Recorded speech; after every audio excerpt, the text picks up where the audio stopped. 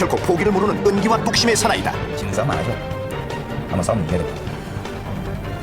시작한 것은 반드시 결과를 내야 됩니다. 안녕하십니까. 넘버 원재테크 채널 투자캐스터 인사드리겠습니다.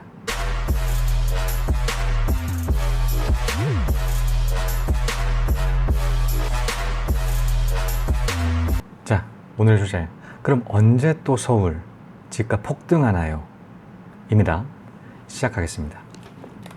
저는 온리 몰입합니다.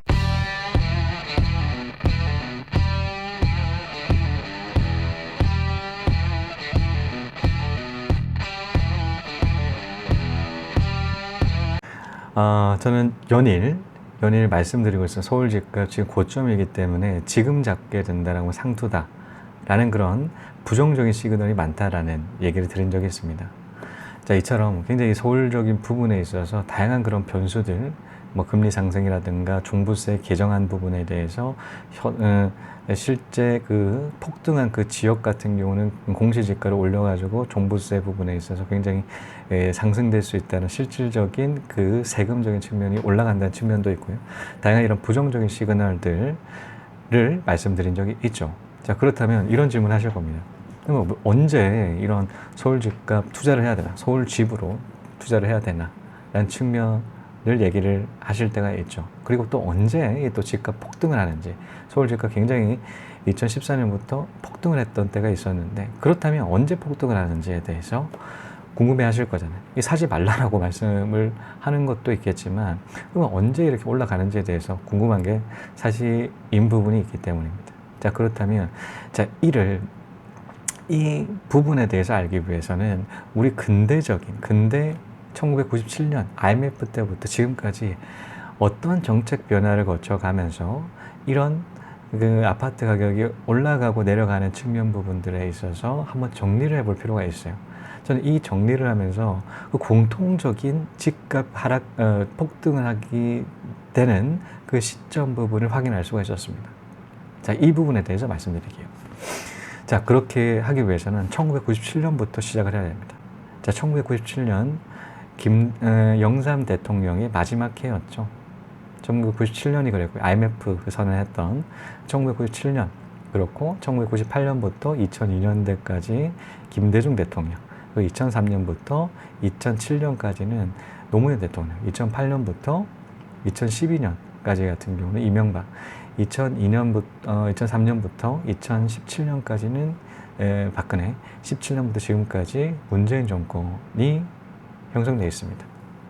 자리 잡고 있죠. 이렇게 각 시기에 따라서 대통령 그 흐름적인 부분, 일단 이 부분들이 중요하기 때문이죠. 자, 앞서 말씀드렸듯이 1997년 IMF 터졌습니다. 자, 파산하는 그 기업, 대기업뿐만이 아니라 대기업이 무너진다라고 하게 되면 그 밑에 있는 중소기업도 마찬가지로 초상집이죠. 굉장히 많은 사람들이 실업자로서 이런 사회적으로 경제가 악화됐던 때가 국제금융 지원을 요청을 했었을 때였습니다. IMF 그 시기. 그래서 이런 근데 이 IMF 이전 같은 경우는 굉장히 그 호황적이었죠. 굉장히 살기 좋다라는 그 느낌들을 굉장히 많이 받은, 경제 성장률이 굉장히 높았을 때였기 때문에 하나둘씩 자신이 뭐 중산층이라고 생각하는 그 비중 역시도 맞아요. 80%일 정도로 살기 좋았죠. 자, 그러다 보니까 아파트 같은 경우 굉장히 많이 분양을 하고 있었을 때였습니다. 자, 그러다 보니까 1997년에 IMF 맞고 난 다음에 바로 그렇게 급속도로 주택 경기라든가 일단 우리나라 경제 전체 전반적으로 얼어붙게 시작이 되었던 적이 있습니다. 그러다 보니 1998년 이제 김대중 전 대통령 같은 경우는 임기를 시작을 해야 되는 그 시점이었는데 경기가 너무 안 좋다 보니까 이 주택 경기를 활성화시키기 위한 활성화 대책을 발표를 해요. 자, 이 대책의 주요한 부분은 뭐냐면 조특법을 발표를 하는데, 조특법이 뭐냐면 신규로 취득하는 그 아파트들에 대해서는 앞으로의 그 5년 정도, 5년간 그 신규로 취득하고 그 해당하는 기간 동안 신규로 취득한 그 아파트, 신규 취득 주택 같은 경우는 앞으로 5년 동안 양도세를 면제를 해준다. 100% 면제를 해준다는 조특법을 발표를 합니다. 자, 이런 세금적인 측면 부분을 혜택을 주고요. 자, 1999년 같은 경우는 여러분 잘 아시다시피 서장훈 전 농구 선수가 28억짜리 빌딩을 산 해입니다. 1999년이 그렇고요. 앞서도 말씀드린 1998년에 조특법 발의를 해서 양도세를 면제를 해준다라고 하더라도 주택 경기 얼어붙어 있기 때문에 움직이질 않죠. 그러던 그 부분이 2001년에 또 한 번 조특법을 발의를 해요. 자, 2013년 6월 30일까지, 자, 2001년에 해당되는 5월 29일날 발표를 했던 조특법을 발표를 해요. 어떤 부분을 발표를 하냐면 2013년 6월 달까지 구매를 신규 취득 그 주택에 대해서 5년까지 이제 그 양도세를 면제를 해준다는 또 조특법을 발의를 합니다. 이 주택 경기를 살리기 위해서 너무나 하락되고 미분양이 너무나 멈추다 보니까 이런 부분 조특법을 발표를 하죠. 근데 2002년에 급등을 하기 시작을 합니다. 집값이 폭등을 하기 시작을 해요. 자, 폭등하다 하는 집값들을 보면서 너무나 생각보다 그 추세가 너무 빠르다 보니까, 자, 이런 측면에 있어서 화들짝 놀라가지고 서울 전역 플러스 경기도권, 인천까지 투기 과열지구로 설정을 합니다. 투기 과열지구. 그게 2002년 때였어요. 자, 2002년 마지막 해였죠. 자, 김대중 정권의 마지막 해 2002년에 투기 과열지구로 설정을 했던 그 부분을 마지막으로 이제는 노무현 정권으로 좀 시작됩니다. 노무현 정권 들어서 2003년 같은 경우는 종합부동산세 신설하고요, 양도 1가구 1주택에 해당된 요건을 강화를 하고, 그리고 여러 그 부동산 정책 부분을 발표를 하기 시작합니다. 2002년부터 갑자기 그 폭발적으로 그 집값들을 올라가는 집값 막기 위해서 다양한 그 정책들을 핀다라는 것이죠. 이렇게 폈던 그런 과정, 2006년 같은 경우는 실거래가 부분에 있어서 등록을 하게끔 등록제로 했고, 등기부상으로도 기록을 했던 게 2006년부터 시작이 됐어요. 자, 2003년부터 이제는 종합부동산세 신설을 하고 이런 규제책들을 연일 발표를 했음에도 계속적으로 올라갔던 그 집값들이 언제 꺾였냐. 자, 2007년부터 꺾이기 시작을 했어요. 서브프라임 터지고 난 다음에 이제는 주춤하던 그 집값들이 2008년부터 꼬꾸라지기 시작을 합니다. 2008년에 바톤을 넘겨봤죠. 이명박 정권이 시작이 됐던 2008년이 시작이 되었습니다. 자, 이명박 정권에서는 정말 수많은 조특법을 발의를 해요. 조특법이 뭐냐면 조세특별법입니다. 조세를 형평성에 있게끔 해당되는 그 상황에 맞게끔 특별하게 제공을 한다는 양도세, 보통 일반적으로 양도세 부분을 면제를 한다는 조건들을 달았죠. 김대중 정권에서도 마찬가지로 조특법을 발의를 해서 양도세를 면제하는 그 구간들을 2008년, 1998년 그리고 2001년에 그렇게 조특법을 발표를 했던 때가 있었는데, 이명박 정권도 마찬가지로 굉장히 조특법 7번이나 발의를 해요. 7번이나 공표를 합니다. 전부 다 이제 미분양 주택이 넘쳐나다 보니까 2008년부터 시작됐던 미분양 부분들이 소화가 안 되다 보니까 조특법을 매번 그래 발표를 했었습니다. 7번이나, 이례적으로 7번이나 그래 발표를 했거든요. 마지막 해였던 12년 같은 경우는 양도차익 부분에 있어서 지금까지, 이전까지만 하더라도 해당되는 미분양 주택을 산다라고 하더라도 50에서 한 80% 정도의 양도차익을 면제 준다라고 했다면 2012년 마지막 해 같은 경우는 100% 면제를 해준다고 했습니다. 자, 그 해당되는 그 기간에 샀던 그 주택 같은 경우를 미분양 부분을 5년간 형성된 그 양도차익 부분을 면제를 해주는 그 조특법을 발표를 했었죠. 자, 이런 굉장히 규제책을 이때까지 노무현 정권에서 생겼던 규제책을 완화를 하기 시작을 합니다. 완화를 하기 시작해서 마지막 나왔던 투기 과열지구, 자, 강남에 해당되는 투기 3구에 해당되는 그 강남 부분 역시도 해제를 하고요. 자, 이렇게 시작이 된 2012년에는 굉장히 많은 규제가 풀려 있던 부분들이 있었죠. 그 양도세 같은 경우는 이제 노무현 정권 때 2주택자 50%, 3주택자 60%의 중과세였던 부분도 마찬가지로 그 이명박 정권에는 일반 과세로 돌리고요. 자, 일반 과세로 돌렸고 여러 가지 규제책 다 풀었어요. 거의 대부분 다 풀고, 자, 이런 상태에서 박근혜 정권으로 들어갑니다. 자, 박근혜 정권에서 여러분도 잘 아시다시피 2014년에 또 다른 조특법을 발표를 해요. 자, 이 조특법 같은 경우는 굉장히 신기했어요. 이제껏까지는 김대중과 이제는 이명박 같은 경우는 신규 주택을 취득을 했을 때 양도차익을 5년 동안 면제를 해줬고, 이명박 같은 경우는 미분양이 속출하다 보니 미분양 소화를 하기 위해서 조특법을 발의를 해서 양도차익을 5년 동안 생기는 양도차익을 면제를 해줬었는데, 13년에는 1가구 1주택에 해당되는 아파트를 사는 사람들은 양도차익을 5년간 생기는 그 양도차익을 100% 면제를 해줬어요. 자, 13년에 그랬습니다. 그러면 5년간이게 되면 얼마만큼 해당되나요?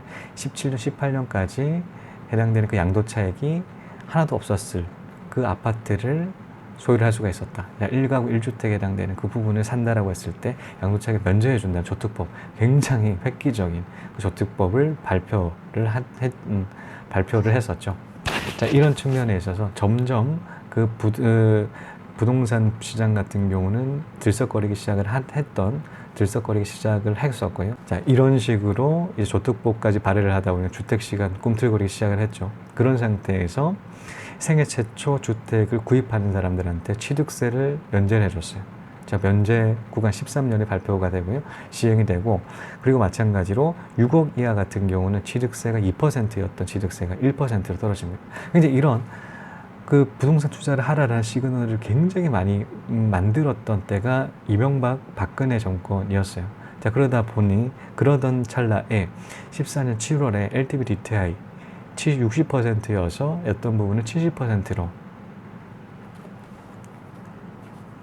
60%였던 그 대출 비중을 70% 올리면서 급수적으로 이제는 올라갔다라는 측면이 있죠. 저는 이런 자료들을 분석을 해보다 보니까 급등했던 그 구간들이 있어요. 자, 그 급등했던 구간들은 공통적으로 급등하기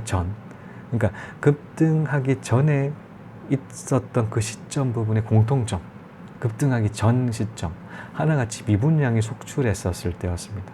자, 미분양이 속출했고, 또 하나 플러스 조특법을 발의를 하기 시작을 했을 때. 자, IMF 맞고 난 다음에 김대중 정권 같은 경우는 이제 미분양 부분을 속출하는 그 부분을 소화를 시키기 위해서 신규 취득계에 해당되는 주택을 산다라고 해서 양도차익을 5년 동안 면제를 해줬어요. 그렇게 면제를 해줬던 그 부분이 2002년, 2003년 넘어간 노무현 정권부터 이제 폭발적으로, 2002년부터 이제 폭발적으로 올라갔고, 2003년부터 계속적으로 올라갔다라는 측면이 있고요. 2008년부터 속출했던 미분양 그 불량 부분을 소화를 시키기 위해서 연일 이명박 정권에서 7번의 조특법을 발의를 합니다. 조세특별법을. 양도차익을 50% 감면해준다, 80% 감면해준다, 마지막 해에는 100% 감면해준다라는 그 부분에 대해서 말씀드렸었는데, 이렇게 미분양 속출되고 조세특별법이 발의가 될 때 그 이후 급등하는 그 구간들이 생긴다라는 공통점을 발견하게 된 것이죠. 자, 이는 투자 심리와 굉장히 유사합니다. 예를 들어서 이런 거예요. 우리는 우리는 급등 구간이 있고 급락하는 구간이 있어요. 자, 급등하는 구간, 급락하는 급등하는 구간, 급락하는 그 구간의 공통점이 뭘까요? 거래가 굉장히 많다라는 거죠. 거래가 많기 때문에 급등하는 구간이 생기고요. 거래가 많기 때문에 급락하는 그 구간이 생긴다는 것이죠. 자, 이런데 일단 급등을 하기 위한 그 시그널 부분에 있어서 일단 기본적인 미분양 부분이 소화가 돼야 되겠죠. 이 미분양이 남아있는 그 물량들이 남아있다라고 하게 되면 이를 소화하기까지 그 급등 구간은 아직 생기지 않는다는 측면이 있습니다. 자, 그러다 보니까 이를 소화를 시키기 위해 조특법을 그렇게 발의를 했던 거였었습니다. 이명박 정권 같은 경우는 경기 부양을 하기 위해서는 주택 경기를 상승시키는 하나의 카드로 봤고, 그 박근혜 정권도 마찬가지로 경기를 부양시키는 그 하나의 카드로 바라봤기 때문에 이 미분양이 남아있으면 안 되죠. 그러니까 미분양을 남아있는 부분들에 있어서 사람들이 사게끔 하기 위해서는 세금적인 혜택을 준다라는, 양도차익을 5년 동안 발생을 시키지 않는다라는, 면제를 해준다라는 그 구간들 조특법을 신설을 했다라는 측면에 있어서 세금적인 혜택 때문에 사람들이 많이 몰렸다라는 그 부분들이 있죠. 사실 이렇게 저는 그렇게 생각을 해요. 우리가 미분양이 속출하는 그런 부분들에 있어서는 항아리로 예를 든다라고 하면 깨진 항아리. 아무리 물을 붓는다고 하더라도 물이 불리지가 않죠. 마찬가지로 미분양이 계속 소화를 하지 못한다는 것은 항아리가 깨져 있다라는 측면으로 저는 바라보고요. 그리고 조세특별법을 발의한다라는 것은 그 깨진 항아리를 이제는 보수를 해서 막는다라는 것이죠. 자, 막으면 어떻게 되냐? 물이 이제 점점 차오르죠. 근데 이 급등 구간을 만나기 위해서는 항아리가 가득 차야 돼요. 저는 개인적 기준은 가득 차야 된다. 가득 차서 그 이상적인 부분에 있어서는 그 이상적으로 물이 넘치는 부분을 급등한다고 저는 생각을 하는데, 그런 측면으로서 본다고 하더라도 이 조세특별법이 항아리 깨진 부분을 막고 해당되는 이제 미분양 부분을 소화를 하기 시작하면서 점점 물이 차기 시작을 하고, 해당되는 물이 찼을 때 그 넘치는 부분들이 급등 구간을 이어진다라는 측면을 확인할 수가 있었습니다. 자, 그렇다면 앞으로에 해당되는 그 주택 흐름 부분을 예측을 한번 해볼까요? 이때까지 계속 급등만 했었어요.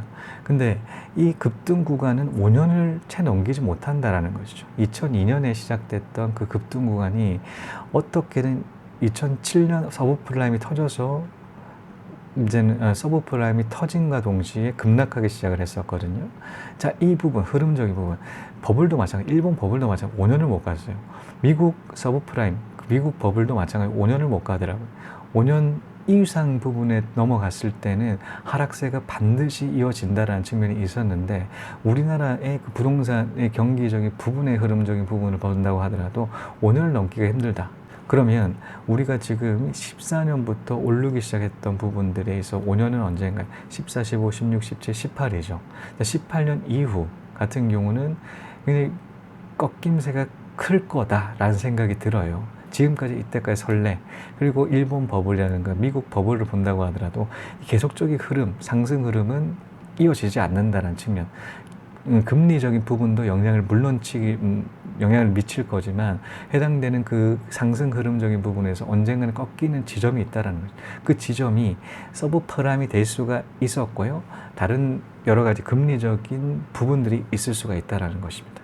그러면 우리가 앞서도 말씀드렸듯이 2007년에 그 서브프라임 펴졌을 때 우리가 예측을 했었었나요? 전혀 예측을 못했었죠.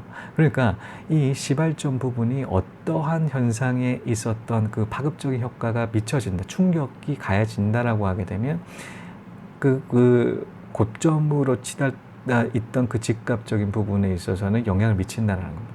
근데 지금은 어떤 그 현상 부분을 예측을 할 수는 없어요. 다양한 그런 변수들이 많고 국제적인 정세에 우리나라 같은 영향을 많이 미치기 때문에 하나의 그 시발점은 발생을 할 수 있다. 그 시발점을 시작으로 집값은 떨어지기 시작한다 라는 측면이 있고요. 그런데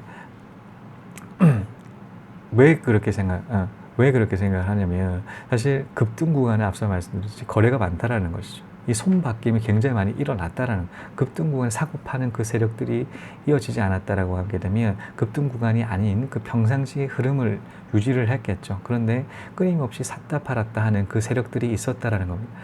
해당된 올라서 팔고 사고, 팔고 사고, 이런 흐름들이 이어졌다는, 그러니까 고점에 샀던 사람이 반드시 존재한다라는 것이죠. 이 존재하는 그 고점에 샀던 그 투자자 같은 경우는 이런 이익을 보기 위해서 투자를 하셨던 분이죠. 올라가기를 예측을 하고 투자하셨던 분이세요. 근데 이 흐름적인 부분이 꺾여간다는 그 흐름적인 부분으로 언제까지 떨어질지 모르는 그 조그마한 그 하락적인 부분이 나타난다라고 하게 되면 굉장히 이제는 예상과 반대적인 측면으로 당황할 수밖에 없다라는. 코스탈톨라니는 이런 세력 같은, 이런 고점에 들어갔던 그 세력 같은 경우는 부안내동파라고 얘기를 하고요. 저점에 이런 역발상 투자를 하는 사람 같은 경우는 소신파라고 얘기를 하고 있어요. 그러니까 소신파 같은 경우, 예를 들어서 급락했던 그 구간 같은 경우 어느 정도 예측을 해요. 조금 더 떨어질 수가 있다라는 그런 부분을 예측을 하고 들어가는 것과, 상승을 할 줄을 알고 들어갔는데 하락을 하는 것은 그 차이, 심리적인 타격 부분이 굉장히 크다라는 부분이 있겠죠. 그러다 보니까 이런 급락 구간은 투자적인 심리적인 부분이 반영이 돼서 일어날 수 있는 확률이 굉장히 높아진 상태다라는 예측을 할 수가 있습니다. 그러면 앞으로 어디에 투자를 해야 될지 확실해지지 않겠습니까? 집값이 떨어지고 미분양이 속출되는 그 시기, 그때 미분양이 소화가 안 되는 그 부분으로 경제적인 악영향을 미칠 때 정부 같은 경우는 어쩔 수 없는 선택을 한단 말이에요. 이를 소비를 해야 돼요. 자, 이 소비를 하지 않는다라고 하게 되면 굉장히 건설사는 타격을 입을 수밖에 없습니다. 건설사가 타격을 입는다라는 하나둘씩 도산을 한다라는 도산을 하게 되면 경제적으로 더 큰 타격을 입기 때문에 정부는 울며 겨자 먹기식으로 이런 조특법을 발의할 수밖에 없어요. 경제를 어느 정도 유지를 하기 위해서 굉장히 이런 기업들이 하나둘씩 무너진다라고 하면 여러분들 실업자는 증가를 하고요. 그에 해당되는 것만큼 경제적으로 악순환적인 부분이 발생을 합니다. 이를 사전에 미연에 방지를 하기 위해서라도 이 악성 채무에 해당되는 그 미분양 부분을 소화를 시켜야 된다는 거예요. 어쩔 수 없는 선택을 할 수밖에 없다. 조세특별법도 발의할 수밖에 없다. 자, 그러면 우리는 어떻게 해야 될까요? 이런 해당되는 조세특별법을 보통 일반적으로 2-3번 정도가 지나가야지 이 흐름적인 부분이 이어지거든요. 자, 그러면 2-3번에 해당되는 그 흐름적인 부분, 이제는 세금적인 측면에서 메리트가 있다는 사실들을 사람들이 인식을 하고 하나둘씩 사는 그런 흐름일 때 한 채씩 사야 된다라는 겁니다. 여러분도 잘 아시다시피 전세 기간이 2년이에요. 그 악순환에 해당되는 그 기간 역시도 마찬가지로 5년, 6년 정도면 극복을 한다라는 것이죠. 5년, 6년 극복을 한다라는 것은 어떤 의미냐면 전세를 2번에서 3번 정도 한 텀을 돌린다라고 조세특별법 한 2번 정도, 이 2번째에 들어간다는 가정하에요.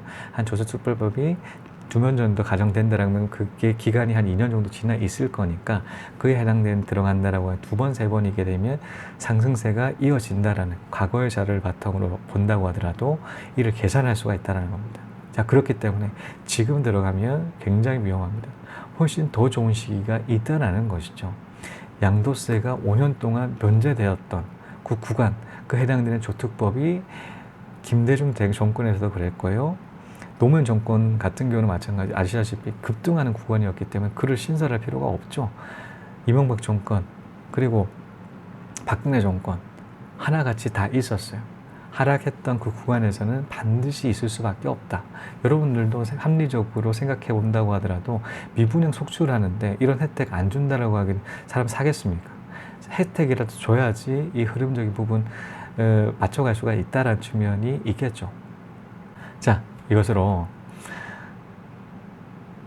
이 시점 한번 고려를 해서 앞으로의 그 투자 방향, 조특법이 발의가 된다라는 그 팩트적인 측면에 있어서 주목해 보시고 투자 시점을 그 시기 전후로 해서 잡아보실 필요가 후로 해서 잡아보실 필요가 있다라는 측면 말씀드리는 시간 가졌습니다. 이거 비즈니스를 성공하는 이게 무슨 비결이 꼭 있을 텐데 하고 항상 저한테 물어보시는데 비결은 간단한 거를 무조건 365일 꼭 everyday 그거를 문제 없이 꼭 영어로 execution을 꼭 해야 됩니다.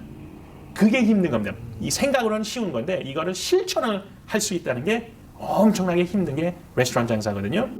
자, 이것으로 서울 언제 집 들어가야 될까요?에 대한 해답 전달드리는 시간 가졌습니다. 시청해 주신 여러분 감사합니다. 다음 시간에 또 뵙겠습니다.